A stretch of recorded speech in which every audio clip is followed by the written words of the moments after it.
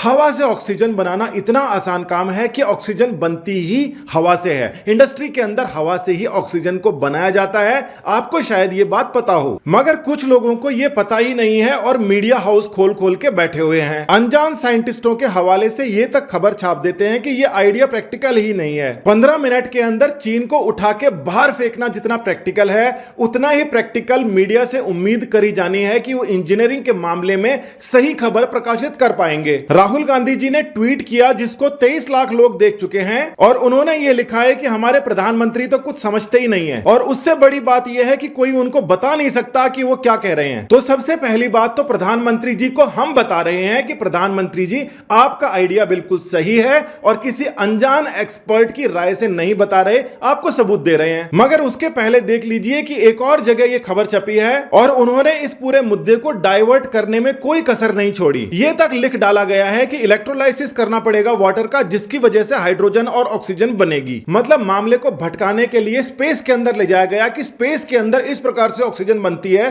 तो ये wind mill से कैसे बनेगी। अरे भाई, बात तो हॉस्पिटल की ऑक्सीजन की हो रही है, स्पेस की थोड़ा ना हो रही है। इस प्रकार की ट्रोलिंग गल्फ न्यूज के अंदर भी देखी जा सकती है, जिन्होंने इसको विश्वसनीय बनाने के लिए एक एक्सपर्ट का हवाला दे दिया गया है और कहा है कि ये तो हो ही नहीं सकता और हम उसका नाम भी नहीं बता सकते। मतलब कौन सा ऐसा एक्सपर्ट है जो कि अपनी राय भी दे देना चाहता है और साथ ही के अंदर नाम नहीं बताना चाहता। इस प्रकार के कुछ एक्सपर्ट्स चाइना को भी मिले थे जब उन्होंने राफेल के बारे में कुछ बात कही थी, और वो एक्सपर्ट्स कौन थे वो भी आपको पता है। देखिए, मेडिकल ऑक्सीजन किस प्रकार से बनाई जाती है उसका ये छोटा सा सेटअप है। इंडस्ट्रियल ऑक्सीजन और मेडिकल ऑक्सीजन में थोड़ा अंतर होता है, क्योंकि मेडिकल ऑक्सीजन को बहुत ही प्योर होना चाहिए, फिर भी उसके अंदर बहुत सारी चीजें नहीं लगती। आप देख सकते हैं कंप्रेसर, ड्रायर वगैरह सब मिला मिलू के और ऑक्सीजन बनाई जा सकती है, और इसके अंदर बाहर से यानी कि हवा से ही ऑक्सीजन ली जा रही है। इस पूरी प्रणाली में एक सबसे जरूरी स्टेप होता है वहां पर बूस्टर पंप वाला, यानी कि कंप्रेसर की तरीके से आप मान लीजिए। और अगर आपने थोड़ा बहुत भी समझा है, जानते हैं विंड मिल के बारे में,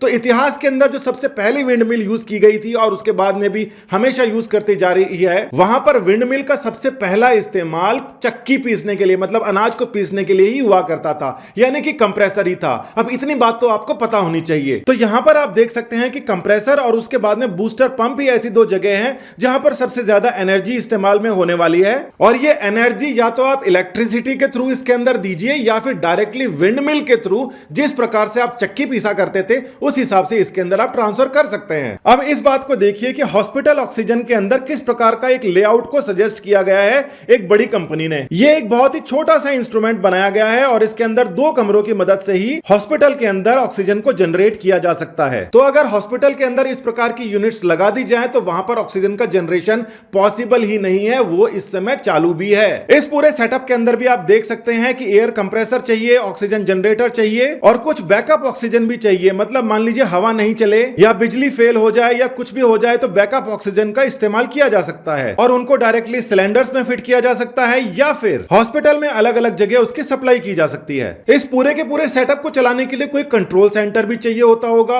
वो कंट्रोल सेंटर कहीं इतना बड़ा तो नहीं है कि उसको ले जाया नहीं जा सके। 4 साल पहले ही बिकना शुरू हो गया था और समय के साथ में तो ये और भी ज्यादा छोटा होने वाला है। और जो इनके फायदे हैं वो तो बहुत ही ज्यादा है। पहला फायदा कि बहुत सस्ती बनती है, दूसरा इसको ट्रांसपोर्ट नहीं करना पड़ता, इसके अलावा भी टेंडर निकालना, ये निकालना, वो निकालना, फॉसिल फ्यूल को बर्न करना, कार्बन डाइऑक्साइड का इशू, ये सारे के सारे इसके अंदर नहीं होते। इसीलिए ये बहुत ही ज्यादा अच्छी फ्यूचरिस्टिक चीज है जो कि आप जरूर देखने वाले हैं। अब इतनी अच्छी बात हो रही है, उसके ऊपर आप ट्रोल कर रहे हो, वो भी अपने खुद के देश के प्रधानमंत्री को, और बाहर के देश वाले भी इस चीज का मजाक उड़ा रहे हैं कि यहां के जो विपक्ष के नेता हैं, यहां की जो मीडिया है, उनको कुछ पता ही नहीं है। एक चीज यहां पर ऐड कर लीजिए कि मेडिकल ऑक्सीजन का स्टैंडर्ड इंडस्ट्रियल ऑक्सीजन से बहुत ऊपर होता है, यानी कि उसके अंदर इंप्योरिटीज, कार्बन मोनोऑक्साइड, ऑयल वगैरह बहुत ही कम होने चाहिए, और इसका जिक्र फार्माकोपिया के अंदर लिखा हुआ होता है। फार्माकोपिया वो होता है कि वो स्टैंडर्ड जो है सरकारें सेट करती हैं, और सबसे ज्यादा स्ट्रिक्ट फार्माकोपिया यूएस फार्माकोपिया माना जाता है। मतलब वहां के जो दवाइयों के जो स्टैंडर्ड्स हैं या मेडिकल के अंदर जितनी भी चीजों का स्टैंडर्ड्स यूज में होता है, सबसे ज्यादा स्ट्रिक्ट स्टैंडर्ड्स अमेरिका के हैं। वहां पर यह चीज ऑलरेडी अप्रूव्ड है। अब सबसे खास बात, ये सारी की सारी चीजें क्या इंडिया के अंदर हो सकती हैं, नहीं हो सकती हैं? आप ये जानकर हैरान हो जाओगे कि ये सारी की सारी इंफॉर्मेशन एक ऐसी कंपनी की है जिसका इंडिया में और यूएस के अंदर दोनों जगह ऑफिस है। यानी कि ये कोई ऐसी एलियन चीज नहीं है जिसके बारे में पता नहीं प्रधानमंत्री ने क्या बोल दिया और सारे के सारे ट्रोल करने लग गए हैं। ये ये एक बहुत ही प्रैक्टिकल चीज है जिसके ऊपर आपको थोड़ा सा सर्च करोगे तो ही पता पड़ जाएगा, बहुत ज्यादा ज्ञानी होने की जरूरत ही नहीं है। इस प्रकार की विपक्ष वाली राजनीति के ऊपर अब विराम लग जाना चाहिए। अब पुरानी वाली बात नहीं रही है। सब लोग देखते हैं, समझते हैं, खुद सर्च कर लेते हैं और हम ये सोचते हैं कि विपक्ष को भी हम ही ने बनाया है। वोट देकर जो हमने जो सीटें दी है उसी के हिसाब से विपक्ष आया है। उन्हें वैसे मुद्दे जो कि जनहित के अंदर हैं या फिर जो बिल सामने आ रहे हैं उसके ऊपर सार्थक चर्चा करके उसमें अच्छे पॉइंट्स को ऐड कराने चाहिए। ऐसा नहीं करना चाहिए जब कोई बिल पेश होने वाला है तो विपक्ष के दो प्रमुख नेता यहां से बाहर चले जाएं, सदन के अंदर काम हो रहा है उसके अंदर पार्टिसिपेट नहीं करें, उसके बाद में सड़क के ऊपर आके बोलें कि हम तो यहां पर थे ही नहीं, हम तो यहां पर कुछ बोलते कैसे। आपको विपक्ष को भी हमने ही चुना है। हमारी मर्यादाओं को ध्यान में रखिए, हमारी अपेक्षाओं के ऊपर विपक्ष साहब खरा उतरिए। देश को आगे बढ़ाने में सत्ता पक्ष का विपक्ष का दोनों का बहुत योगदान होता है। हम विपक्ष का योगदान भी देखना चाहते हैं। बहुत बहुत धन्यवाद। नमस्कार। जय हिंद।